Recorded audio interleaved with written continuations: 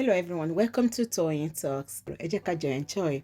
But for watching till I'll see you in my next video. Stay safe, stay blessed. I love you all. Bye. balẹ̀ ṣiṣẹ́ mo tún wò kánjọ́ kan ní pé torí ọ̀rọ̀ Wunmi ló ṣe kúrò níbi tó ń gbé Karimo tó bá ń ṣe ògbélé òní pẹ́ kú ṣé ò ti la hypertension báyìí ṣó lọ́ wọn kí ní ẹ̀ dáadáa torí nọ́ọ̀sì ni ẹ mo mọ̀ kó wàá lọ wọn àbúkò sówó lọ́wọ́ ẹ̀ ní Karimo tó fẹ́ owó tó ti sọ ló Nàìjíríà fún mi tẹ́lẹ̀ pé tó bá ti padà ó fẹ́ lọ gbà lé mi pé létẹ̀ wá yẹn ò gbà ẹ́ tí Karimo mọ̀ máa parọ́ ó dẹ̀ máa ń sọ fún mi pé ò kí ń parọ́ ìyá Túndé mọ̀ pé mi kì í máa ń parọ́ òótọ́ ni máa sọ gbogbo pé parọ́ lòun pàjọ Karimo wọ́n tí mo fẹ́ ju ọlọ́pàá lẹ̀ ní bíríìjì wọ́n tí mo fẹ́ ju ọlọ́pàá lẹ̀ níbi owó nígbà táwọn bọ̀ látàbí òkúta lọ síbì kan kó lọ ṣe tẹ́sì ààrẹ kó jókòó káwọn àwọn ọmọ olóríire tó wà lọ́wọ́ ẹ̀ kọ́ lè gbádùn ẹ̀ fi ayé Wunmi sílẹ̀ Mohbad tó bá pin lọ tó bá pin bọ̀ kó lè kàn ẹ́ èmi tí mo sọ̀rọ̀ náà kò lè kàn mí £1 kò lè kàn wọ́n náà owó Liamu gan kò lè kàn ẹ́ owó Liamu tó fojú ń wò lórí fóònù mi ń jọ sí kò lè kàn ẹ́ èmi náà kò fojú ń wò lórí fóònù kò lè kàn wá méjèèjì so títí má wulẹ̀ para ẹ̀ kó ra fèsì iṣẹ́ ọmọ kó máa ń sọ pé ọmọ bá ṣe ń faṣẹ́ ọ máa ń faṣẹ́ lọ faṣẹ́ kó ra jókòó pẹ̀lú àwọn ọmọ lórí ilé tọ́lọ́run fún ẹ kí mo ti wọ 50 báyìí o ó ń wo 50 lọ́ọ̀kan o jọ̀ọ́ o náà kó wá náírà lọ́hùn olórí burúkú ni ẹ ìsìn ìnà mo tún gbọ́gbọ́n nípò ló ń gbé lọ́dọ̀ àwọn èèyàn onílé tó tún gbà ó tún lè dúró ń bẹ̀. Karimo mo fẹ́ fún ẹ láàdváìsì o ọ̀pọ̀ olùwèrè ẹ máa ń pè mí lórí ọ̀dọ̀ olórí burúkú ni ẹ o gbogbo Amẹ́ríkà ló ti dàwó ẹbí bàbá ti sá fún ẹ torí òun sọ́lọ́ náà nígbà kan pé Wunmi pe ẹ̀gbọ́n ẹ̀ tá à ń wá kan pé Karimo lọ rẹ́ẹ̀sì jáde tó mú ipò ń jẹun lọ́wọ́ oúnjẹ ló mọ̀ ń jẹlẹ̀ ayé ẹ̀ tẹ́nu ẹ̀ ń ṣe pàtàpàtà inú ẹ̀ wá pín sí méjì bẹ́ẹ̀ tó ti bímọ mẹ́wàá Karimo lọ relax. Ó lágbára ẹjẹ́ àfi oh no Mohbad tó bá tún ayé wá tó bá fẹ́ kán bí òun sí ayé again I'm sure he will choose wisely kò ní lọ síbi tí ò yẹ kó lọ in other words ohun gbogbo lórí owó. And I will not stop saying it. Yes, the government, the justice can continue. The cry for justice still need to continue. Probably some truth to come out. But wípé wọ́n máa indict anybody lórí case yẹn. Ó lè díẹ̀. But I pray their fight continue. Ó máa dá kíjà àwọn máa ṣẹlẹ̀ lọ. Ká lè máa rí àṣírí. Some people said probably Karimo has spoken to the father, to Mohbad's father. But that is not, I'm not sure that they will admit that in the court of law. Can't only admit àwọn kankan. She has to be the one to say it with her mouth. And yes, no ṣe máa gbọ́. Bàbá ò lè dé court kó máa ní wọ́n ní, she said, no. That's not done. She has to be the one to tell them what she knows. And honestly, like I said, if I were her, I would come out on social media and I will start how the story, how it starts, how I got involved. If I were Karimo, that's what I would do. I will come out. Ó máa gbayì ju gbogbo nǹkan tó ń ṣe yìí lọ. I will come out because wọ́n ti fọ́rọ̀ yẹn lójú. They've made it clear that they don't love her. They've made it clear that they will never love her. They've made it clear they don't want to have anything to do with her again. And she will be daft if she tries to want to go into that family anymore. Tó bá lọ ṣe ó tàn rẹ̀ ni. The best bet for her, let her keep, because bó ṣe wà yẹn, they wouldn't mind destroying her husband, her marriage. Yẹn dẹ̀ ló máa break edge. So she has to protect her marriage, protect her children, protect her husband. Kó dẹ̀ make sure páàrin òun àtọkọ òun ó dúró dáadáa. She has to work on that. So kó má tàn rẹ̀ pé bóyá she wants to go back to them. Ó fẹ́ parẹ́ ni. Some part of the father's family too, ó ti ní problem pẹ̀lú wọn. So she better just maintain her lonely life. I mean, her lone lane as it is. Ẹni tó bá easy fún tó bá feel kó comfortable fóun And another thing, she should stop giving people any money anyhow. Giving family members money anyhow, especially dysfunctional family like hers, she's just wasting her money. Ó kàn waste owó dànù ni. So if I were Karimo, if Kalemi ni níbi tọ́rọ̀ dé yìí, ní stage tí ọ̀rọ̀ dé yìí, pẹ̀lú gbogbo nǹkan tó ń pariwo sọ síta yìí, if I were her, I would come out right from the day they called me, and I will make sure it's a time, serious time, kì í ṣe time àti ṣe àṣànà wọlé. It's a serious business. You want to clear your name. You want to clear your conscience. You have seen that the people you are buying for, they are ready to buy you. And when you find yourself in that kini, ẹni tó bá kọ́kọ́ lè tọ́wọ́ ẹ̀ bá kọ́kọ́ ṣe kini ni. Oh yes. At this stage, okay, ṣé ibi tọ́rọ̀ dé lélẹ́yìí. Okay, let's go there. Wàá dẹ̀ ṣáná sí bẹ́ẹ̀ ṣe máa ń sọ ọ lè máa ṣáná sí loud. Ẹnu ẹ̀rọ ni mo ti gbọ́ kán ṣáná sí loud. Mo ní wá wò pé ṣáná sí loud ṣáná. Oh, kan tan phone ló ń jẹ́ ṣáná sí loud, kan tan internet, okay? So I was able to grasp that. So wàá ṣáná sí loud, wàá dẹ̀ bọ́ta. Wọ́n ṣe pè é. Nǹkan tán sọ pé ó ṣẹlẹ̀. Bó ṣe lọ sọ́dọ̀ Daddy Freeze. Gbogbo nǹkan tán ní kó sọ. Gbogbo àwọn conversation tẹ́tí ní. It might not be one video tó máa ṣe. O lè ṣe ní parts bí strength ẹ bá ṣe gbé. It's not the time láti sọ̀rọ̀ màmá ẹ̀ gan mọ́. Wàá gbé yẹn sẹ́gbẹ̀ẹ́ tì for now. This is all about fight to finish. This is all about ẹdìyẹ dà mí lóògùn nù. But wàá ṣọ́ra tó bá máa fọ lẹ́yìn. Ṣorí bó ṣe ń fọ lẹ́yìn yìí, wàá ṣeré léṣe. Wàá ṣe kí ni wàá ṣeré léṣe. So this is all about ibi àwọn tó fẹ́ pa ẹ́ kán tó rí ẹ pa. Káyé mọ orú èèyàn táwọn náà jẹ́. Kán mọ nǹkan tó ṣẹlẹ̀. It's not the times pé àṣànà wọlé kí transformer kíní kan kí. No, it's a time to really say nǹkan tó ṣẹlẹ̀. Ìgbà tó wálé àwọn nǹkan tán sọ nǹkan tí wọ́n náà rí. This is all about it. It's not about ṣé ó rí kẹ́ máa búra yín back and forth yẹn. Karimo tó bá ṣọ́ra wọ́n máa ju ọwọ́ lọ. Kẹ́ máa búra yín back and forth. Mo sọ ní last video mo ní nǹkan tí ò rà wọ́n á rà mú ẹ lọ́wọ́ tó bá ṣọ́ra. Nǹkan tí ò ń ṣe tiẹ̀ wọ́n á gbélé ẹ lọ́rùn. You heard what your aunty was saying even about your husband. O gbọ́ nǹkan tó ń sọ about your mother-in-law. That is where your strength is. That is what is giving you joy. When an enemy wants to come for you, they attack what gives you joy.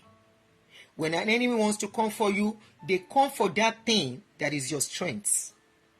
An enemy will not come and go for something that you don't care for. They will attack that thing that is your essence. Your husband and your children are your essence. They are the only source of strength and joy that you have. Now, they are the only one, no other person. So if you are not careful, and ọjọ́ tó bá ti jẹ́ kán penetrate, and what they will do, I want to believe your husband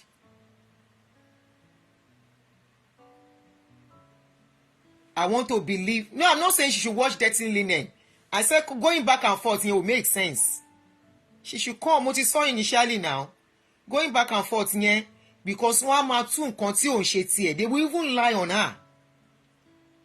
Likewise, she's likely to. Ibi tán ti ń búra wọn, nobody. Èmi ò take wọn serious pẹ̀lú gbogbo back and forth yìí. What she needed to do is to stay on that story tó ṣẹlẹ̀ lórí ọ̀rọ̀ Mohbad. Ibi tí iyì wà fún mọ́ Karimo nìyẹn. Ibi tí iyì gidi tó wà fún Karimo nìyẹn. But coming out back and forth kán máa búra wọn yẹn. Because wọ́n rubbish ẹ̀. Wọ́n á dẹ̀ tí ẹ̀.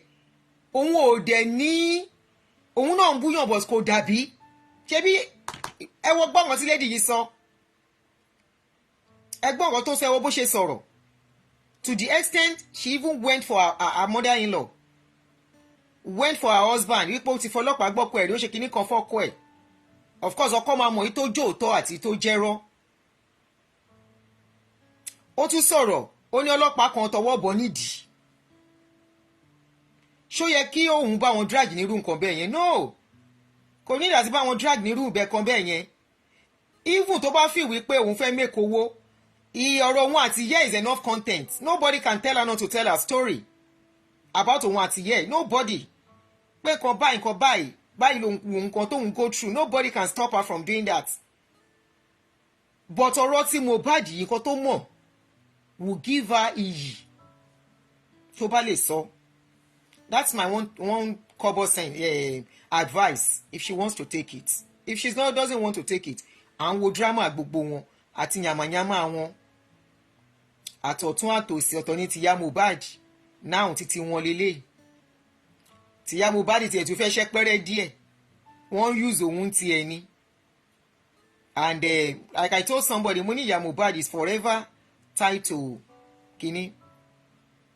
Tí Wunmi bá ṣe tán, òun ló máa discard Ìyá Mohbad fún rẹ̀. And by then, nobody will listen to Ìyá Mohbad anymore. She will not even have the guts to come out. Because already, Ìyá Mohbad mọ bí public stand sí pẹ̀lú òun. So the guts and the courage to come to the public will not be there for her. Kò sí nǹkan tó ta ló fẹ́ dáadáa ló fẹ́. Wọ́n máa bú ni. Eléyìí tó jáde wọn ò bú ni. Àwọn èèyàn lè mi sọ̀rọ̀. Mo ti rí àìmọye fídíò táwọn èèyàn ṣe fún. Nígbà tó jáde tó ní pé òun ò ń dalẹ̀. In other words, wọ́n ṣe ìmùlẹ̀ lórí ọ̀rọ̀ ọmọ tó bí. Pípẹ́ ni tó bá dalẹ̀ nínú àwọn. So wọ́n ṣe ìmùlẹ̀ lórí ọmọ tí Ìyá Mohbad bí tó ṣaláìsí. Ọmọ 20 something years old.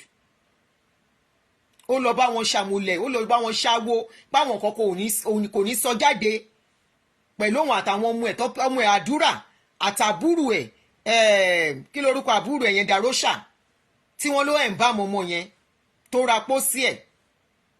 So wọ́n ṣe àwọn awo, wọ́n ṣèmùlẹ̀, wọ́n múlẹ̀ lórí ọ̀rọ̀ yẹn ló fi lóhùn ò ní dalẹ̀. Ó dalẹ̀ kò dalẹ̀, ó ti dalẹ̀ abiyamọ, ó ti dalẹ̀ ọmọ ẹ̀. Ó dalẹ̀ mọ́ Wunmi kò dalẹ̀, òun fún rẹ̀ ti dalẹ̀ abiyamọ. Òrìṣà abiyamọ ló máa bóun pò ń tiẹ̀. So what God will she have, what courage nígbà tán bá deal pẹ̀lú ẹ̀ tó máa tún fi bọ́ta. The public are waiting for her kó bọ́ta. The public is waiting there. Let her come out. Abba public in there. Hello. Hi baby girl. Ẹ káàbọ̀. Ọ̀rọ̀ wa. Not really, but Eh? Oh, okay. All right. So, Ìyá Mohbad, kò sẹ́ni tó fẹ́ wá bá mọ̀. The public will not listen to her. She cannot get sympathy from the public. No. The only way she can get Toyin Mama get sympathy is as long as she's tied to Wunmi. That is a kini fún. Ègún nìyẹn fún cause. That is a cause for her that her life will be tied to Wunmi's life for life. And trust me, it's only a matter of time Wunmi will get tired of her. Because Wunmi at a time will want to move on. She's already moved. She has moved on. She wants to move on more than this. You will see she's a girl that wants to be outside. She's at that age. She's 20 something. She's at that age where she wants to be outside. When she wants to flex, she wants to bam. She wants to be a celebrity too. Especially following the likes of the celebrities she's following. So it's just a matter of time. Ìyá Mohbad cannot tag along for long. And Wunmi can never entrust her baby to Ìyá Mohbad as a babysitter. Kò possible. Àfi tó bá daft. So even as a babysitter, wọn ò ní gbà as a babysitter. Pé kó máa lọ gbọ́mọ sọ́dọ̀ ẹ̀ tó bá fẹ́ ṣeré lọ. No, she would rather hire an outsider to be a babysitter. Ìyá Mohbad ò lè lọ sílé ẹ̀ bí ti tẹ́lẹ̀ mọ̀, kò possible. Ìyín kan tá ti sọ fún Ìyá Mohbad níbẹ̀rẹ̀ yẹn pé ibi tó dúró sí o máa tẹ́bọ̀ ní tẹ́ńtẹ́bọ̀ lọ́rú ẹ. Tẹ́ńtẹ́bọ̀ ni it will get to a stage you will call mo fẹ́ wá ní kò sáyé àsínlé. Ó dẹ̀ lè continue bẹ́ẹ̀ for the next one. Ya mọ́mì mo travel. Kò sí nǹkan tó fẹ́ ṣe sí. She will have to lick her wounds in secret in the closet. ẹ fi ìyá yẹn lẹ̀, ìyẹn nǹkan tó máa lù ú. But Karimo, tó bá wù ẹ́ do the needful, tó bá wù ẹ́ kó má do the needful, but àwa ń wo movie yín lọ. It's unfortunate. Gbogbo wa ta bá ní ọmọkùnrin, ta lọ́mọkùnrin, ta lọ́mọbìnrin. Anyway, most of us are ṣe gbogbo rubbish tí àwọn people yìí ṣe. So I don't see it happening. Wípé ọmọ wa lọ fẹ́yàn kan, wọ́n wá mess up, wọ́n wá go scot free. I don't see it happening. You know, Ọlọ́run má jẹ́ àfojú sunkún ọmọ.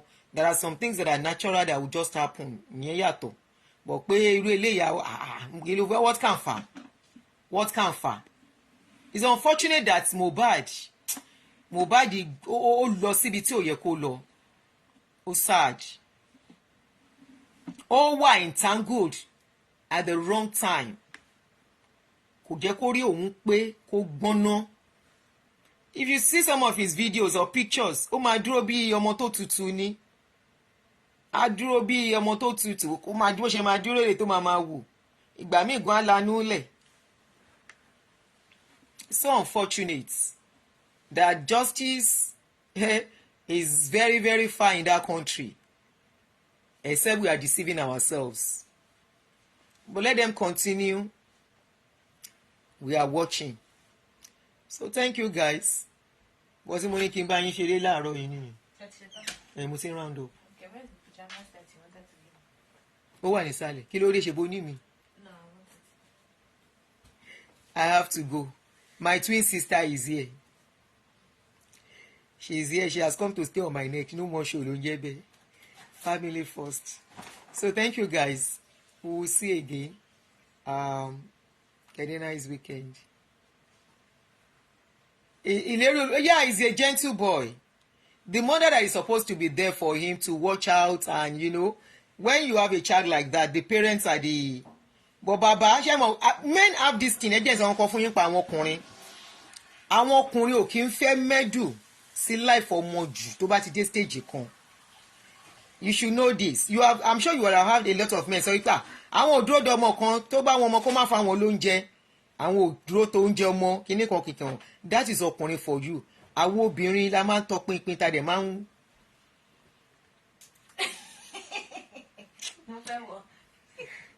Àwọn obìnrin la máa ń tọpinpin sínú nǹkan. So the mother was supposed to be the one. Àwa la máa ń mọ boyfriend ọmọ. Àwa la máa kọ́kọ́ mọ girlfriend ọmọ before the father. You know, àwa la máa fojú sílẹ̀ wọ àwọn kankan before the father. Tọmọ gan ìgbà míì ọmọ á ti lóyún. Wọ́n á ti lóyún ká tó mọ̀. Àmì òyìn kí bàbá tó mọ̀. Ìyá ló ṣe máa wá bọ́ ṣe máa sọ pé ọmọ yìí máa lóyún. Àmọ́ bá ṣe máa sọ fún yín. Ìyá ipò ìyá nìyẹn, but you didn't have that. So òun ló jẹ́ kọ́rọ̀ ọmọ yẹn rí bẹ́ẹ̀ yẹn, ó gentle ó tutù. Apart from kò gentle, there is another thing. Gentleness is not kéèyàn timid. Ó look like a timid person. That's what I say about nǹkan tẹ́ assessments tèmi nìyẹn from his videos tó ṣe kó tó kú. He is gentle and he is timid. And he doesn't have the backing of a mother that would have been his strength, you know, and back up and, you know, eagle eyes tó máa ṣáwọn kan kò sí ń bẹ̀ fún. Tí ó bá sí yẹn kò yẹ kó já sí irú nǹkan tó já sí yẹn, but it's okay. Nǹkan tó máa ṣẹlẹ̀ ti ṣẹlẹ̀. We cry from now till tomorrow. It won't bring Mohbad back. Mohbad is gone and gone forever. He's gone. So kò sí nǹkan tá a lè ṣe sí ìyẹn. We were only praying that bóyá wọ́n á lè fún wa ní justice, you know, but the way I have seen it, with the things we have seen, the little I have seen, that justice thing is a long thing. But some things can be pushed so that some truth can come out, which is good. Ẹ̀kọ́ náà ni a máa kọ́ lórí ẹ̀. Ó sad, you know, ó sad. Ibi tí wọ́n ti ṣe mistake was allowing him. Bódà pé bọ́n ṣe ń ṣe nìyẹn láti lọ gbé ọ̀dọ̀ Naira Marley. Òun lè kọ́ ló gbọ́dọ̀ Naira Marley. Zino ọ̀dọ̀ Naira Marley ló gbé tó fi bí ọmọ tó bí. Irú eléyìí ò ṣẹlẹ̀ sí. Pàtàkì jùlọ ni wípé káwọn ọmọ wa máa ṣìgbé. Pàtàkì jùlọ ni wípé táwọn ọmọ bá máa fẹ́ yàwó àbọ̀n fẹ́ fọ́kọ kórí wa má gbàbọ̀dè kórí àwọn náà má gbàbọ̀dè kán má lọ kó síbi tí ò yẹ kán kó sí tí gbogbo àwa lọ́jú pọ̀ bí òwú aláǹtakùn because òwú aláǹtakùn lọ̀rọ̀ yìí mi ì mọ ẹni tó fẹ́ tú ká so mo kàn ní kẹ́ gbọ́ nǹkan táwọn fámìlì tí wọ́n ń ṣe lórí social media ká fi bára wa ṣeré for the weekend so thank you everybody.